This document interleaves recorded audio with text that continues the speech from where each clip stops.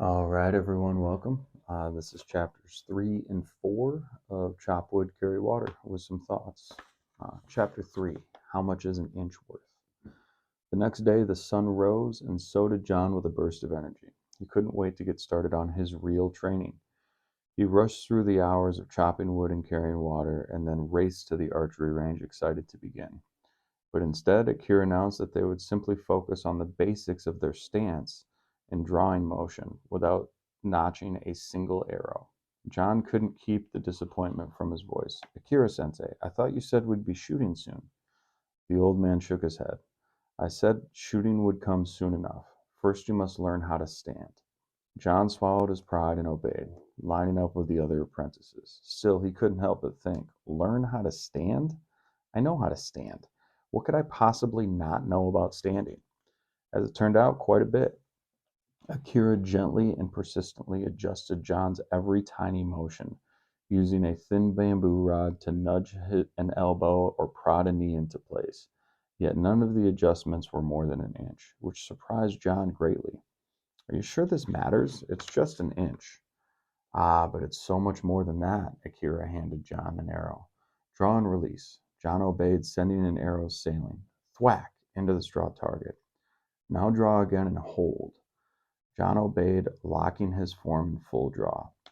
Using the rod, Akira subtly adjusted John's elbow less than an inch and stepped back. Release. John obeyed, but whoosh! The arrow sailed wide, barely grazing the target as it disappeared into the forest beyond. John couldn't believe his eyes. Akira smiled. Now you see how much an inch is worth. Every adjustment at the firing line means the difference between hitting the target or missing it. And the same is true in life. Every little thing we do, no matter how mundane, greatly matters when it is multiplied by the number of times we do it. Over time, even the smallest habit or choice can change our lives immensely. Do you know what separates most widely successful people from everyone else, John? Luck? Kira shook his head. No. Hard work? Again, no. Coming from the right background? Akira just smiled. Inches, John. That's all that separates them. John nodded, but still had trouble grasping it. Could that really be true? Sensing his hesitation, Akira continued. Think about your group of friends from high school. You're all from the same area, you're all the same age, and most of you had a very similar set of opportunities. And right now, someone might look at all of you and be unable to really see much of a difference. But in 10 years, the difference in your lives will be night and day. Someone you might have thought as an underachiever might be incredibly successful, while another one who flourished in high school might be struggling even to survive. But I can assure you the difference in their lives always comes down to inches. Most people are so consumed with their day-to-day lives that they never pause to see the big picture. And in the big picture, every single choice matters, no matter how small. Everything you choose to read, listen to, or look at. Everything you think about, dream about, or focus on. And especially your circle. The people you surround yourself with and allow to influence you can make all the difference in who you become. Inches might look small up close, but added up over the right amount of time, they can cover any distance in the universe. John nodded, beginning to understand. I guess I never thought of that. The most amazing thing is, John, that all of those choices are very easy to make. It's not difficult to read 10 pages of a great book each day, or take a walk for 20 minutes each day to stay healthy, or to call your parents or a friend every week to maintain a relationship. But it's also just as easy not to do those things. For example, think about eating. Every day around the world, millions of people choose to consume fatty, sugary foods that over time will clog your arteries and kill them. This is no secret to anyone, and yet it happens every day. Why is that? John shrugged blank as Akira continued. Because those foods won't kill them today. Today it's just a hamburger or a hot dog or a soda. It doesn't seem like much. And of course, eating something like that once in a while isn't terrible. But in the long run, if you choose to eat it every day, that choice, that inch, can be the difference between life and death. You will make many choices during your time here training, John. They might not look like much at first, but I promise you that over the next 10 years, They will add up and make all the difference in whether or not you will fulfill your true potential and live your dreams. I'll share with you one of the greatest pieces of wisdom from your journey. I'll share with you one of the greatest pieces of wisdom for your journey. Greatness isn't for the chosen few. Greatness is for the few who choose. And that's a quote from Jamie Gilbert. So before we go to chapter 4, just a couple thoughts on that chapter. Inches, inches, inches, inches. Everything you do matters. It adds up. It compounds over time. The little things that you do make a significant difference. I have a great mentor named Wesley Gu, and he always used to say, a ton of feathers still weighs a ton. Think about that. You don't need a big, massive, huge boulder. You just need a ton of feathers, and it still adds up to the same thing. And so when you're doing the small things and you're focusing on the small things throughout your daily life, throughout your basketball career, throughout your training, how you stand at the free throw line, how your balance is, how hard you train, all of those little things, your actions and your attitude, they matter and they add up over time. Okay, so that's chapter 3. Chapter 4, artificial maturity. As the weeks passed, John grew more comfortable with life in the community.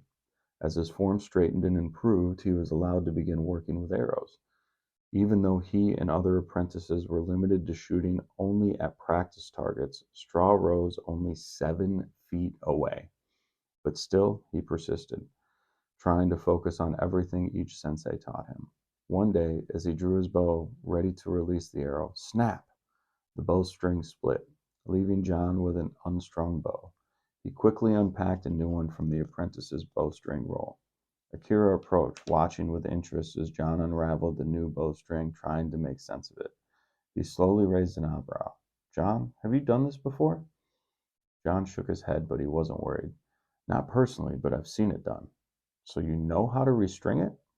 John beamed with confidence. Of course. I've read about it dozens of times, and like I said, I've seen it too. I watched a lot of videos on YouTube.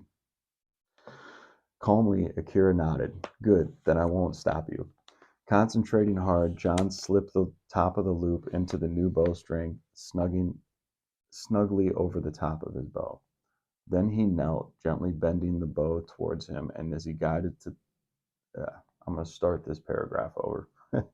Concentrating hard, John slipped the top loop of the new bowstring snugly over the top of his bow.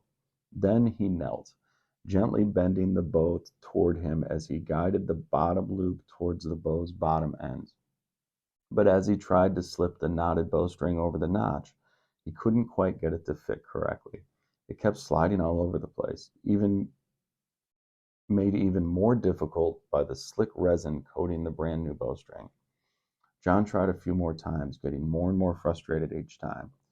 Akira just watched in silence until finally John exclaimed in pure frustration, "What the heck is wrong with this thing? Why can't I get it to work?" Akira replied calmly, "Because, John, you only have Niosko of it." John thought he'd heard it wrong. What? Akira grinned. If it sounded like Greek to you, that's because it is. Niosko is a Greek word that means to have knowledge of something, as opposed to hiata, which means knowledge gained through experiencing something. They are two very different things. John nodded to his unstrung bow. I'll say they are. Who would you want to go into battle with, John? Someone who has studied and read about war for 25 years, or someone who has trained and experienced the front lines of battle? Well, when you put it that way, I want the person who has the real experience in battle, said John. An ancient warrior once said, it's one thing to study war and another thing to live the warrior's life. That was Telamon from the War of Art. In a world where anyone can look up information online, it's deceptively easy to gain knowledge. You can get pretty confident by reading everything you can get your hands on about a certain subject. It's called artificial maturity. It's a concept coined by Tim Elmore. But knowing how to do something and having practical experience actually doing something are radically different. John sighed. I guess I got a long way to go. Akira smiled, handing John a pouch of fine granulated powder.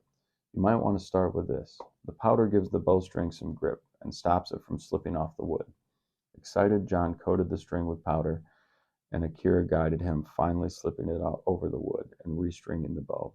With a grin, he leapt back to the firing lane and began to practice again, thankful for such a kind and patient mentor. All right, that was chapter 4, Artificial Maturity. So the main points in that chapter are think about what it is that you think you know and what it is that you actually know. Sometimes what you think you know or what you have knowledge of is very different than what you have experience doing. So as we go through this time together and we think about the things that we have knowledge of because we saw a video or we heard someone say it, it's very different to practically apply those things. So when we talk about this book and we talk about all the different concepts we learn in this book, or when we learn a new play or we go through a new drill, actually doing it is going to increase your knowledge and understanding of that thing over and over and over again. It's why the repetitions and the practice is so important. We win our games in practice, not because we watch a video, not because we talk about it, but because we go out and execute and actually do the things over and over again. That's how we're going to get better, and that's how we're going to win. I hope you enjoyed chapter 3 and 4. We'll see you next time. Bye now.